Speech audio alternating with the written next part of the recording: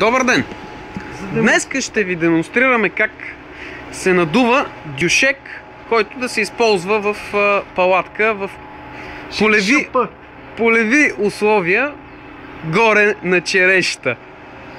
Така. Това тук е Suzuki DR 650 кубика. Тази далаверка тук, която виждате, е уникална ръчна изработка. 12 волта. 12 волтов компресор за помпене на този дюшек. Тук изолирано от всякаква влага се намира захранващият кабел и адапторът за помпене на дюшегът. Те това за депон. Изпива си депон. Изключително важно е да го сложиш от обратната страна. Така.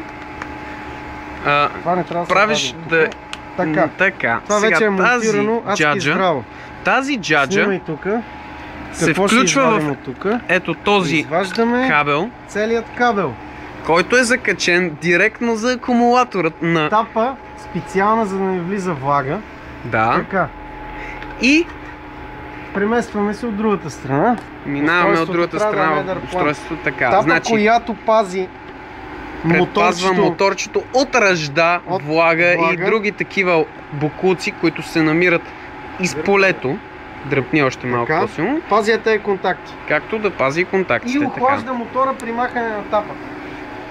Задължително е да се свали тапата преди да се пусне устройството, защото иначе... Фигура 2.2. Отваряме сифона на дюшега. Сифон. И монтираме така наречения депон. Компресор. Който прилепва много добре и плътно. Така, още малко трябваше да го вкараш, мисля. Перфектно е, перфектно е. Така, заповядайте камерата, господин Матев. Така, включвай. Включваме камерата. Не, включвай това. Ето, вижда се. Ето го. На 12 волта. Тази малка смокачка. Можете да засичате за колко време дюшегът ще бъде напълнен до максималния му размер. Ние специално го засекахме и излизат под 2 минути.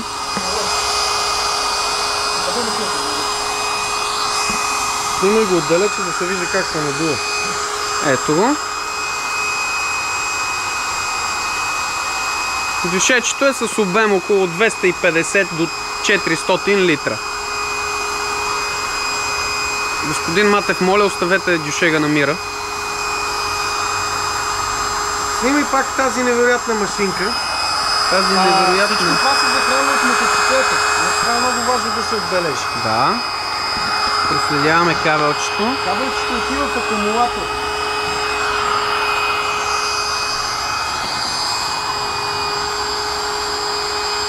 Около минута вече помпим.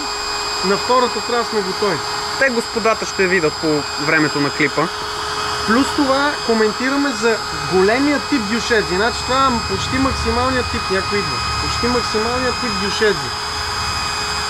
Има един... Вижда се вече колко много се напълни. Снимай пак машинката. Ето, той вече дюшега отскача, така да се каже. Тук вече булка, ако си доведеш, може да си жениш. Ето го. Дюшегът беше напълнен и сега идва сложният момент. Трябва да сте много бързи с затапването. Ето. 3, 2, 1, вада! Така. И господин Матев ще дисконектне мотора. Дисконектваме мотора. Демонстрация слягане. Айде, слегнете, господин Матев. Това е адски надуто в момента. Да ти дам. Момент. Такса 5 лева за лягане на дюшега.